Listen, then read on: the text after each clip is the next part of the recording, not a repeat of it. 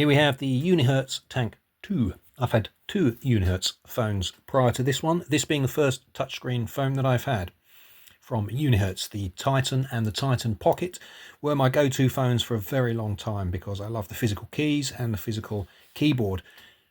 One of the things that I do like about this is that the back button, home button and apps buttons are all constantly on display except when watching videos. This doesn't happen on most of the other Android phones I've used.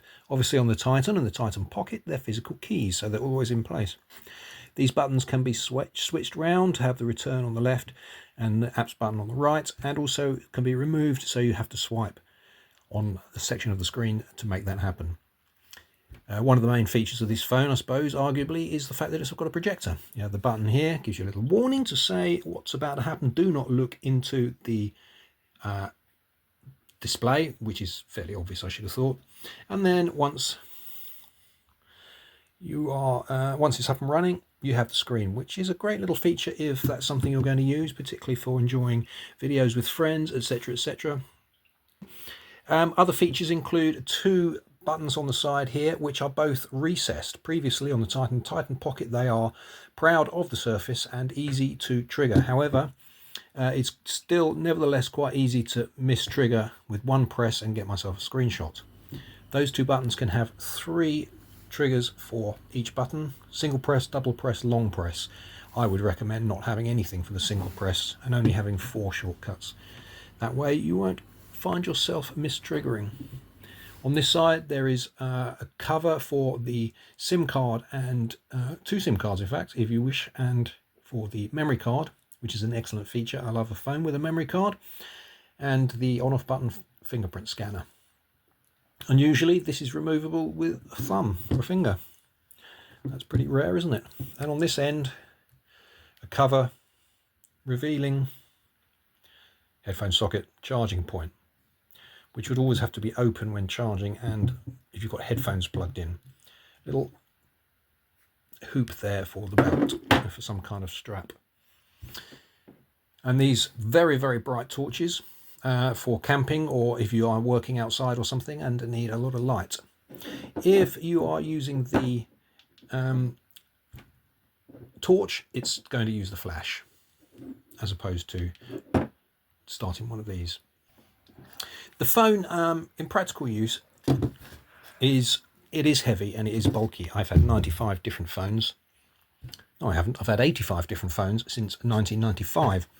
The first one was particularly heavy, but in fact that wasn't the largest phone I had prior to the Tank. It was an 8-inch tablet that I used as a phone for a while. My recent phones have been the Z Fold series, and I always have those in a bulky case like this, with the S Pen holder on the side. So actually, in real terms, the difference in thickness is very comparable. If anything, my Z Fold was marginally thicker and more bulky. So I'm used to having a bulky phone in my pocket, and this doesn't feel really any different from a Z Fold in a big case. If, however, you are used to phones that are slimmer and you don't have them in a case, and they're not the sort of 6.5 inch or larger screens, you would find this a big change. Typing on such a big screen with a bulky phone, well, 2 things about it. The first is I have big hands, so I can hold the phone in my hand and reach over for the 1, that was a 2, but anyway, the 1 and the Q, so I could type with one hand. Swiping with one hand is more tricky, although it's doable. So swiping is doable with one hand. Texting is fine with one hand, but really it's a 2-handed phone. I think you have to accept the fact if you're going to buy this big phone, it's 2-handed. Everything else is pretty standard. This is running on Android 14, so any Android 14 features will be available. Pull down twice for the memory, for the settings, which are all pretty much standard as per Android 14. When making phone calls, interestingly, the speaker for the earpiece is actually quite loud. Your call. Please try again later. So definitely easy to hear in noisy environments. Sounds very quiet.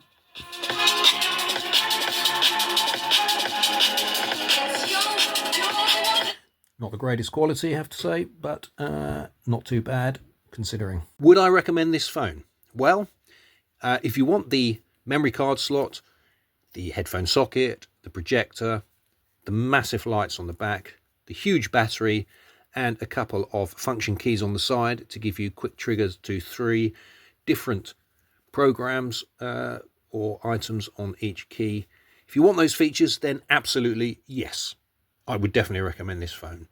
The screen is easy to use, works brilliantly. The keyboard is fantastic for operating with 2 hands, and the lights are brilliant. The projector's brilliant. There's nothing to not like about it other than the fact that it is a beast, which if you're not used to a large phone, heavy and thick, then you might struggle with that. If you don't need those features, then it's a little bit pointless. If you can live with having to charge your battery every day, then I would suggest perhaps it's not the phone for you. But yes, I do like it. I think it's a great phone.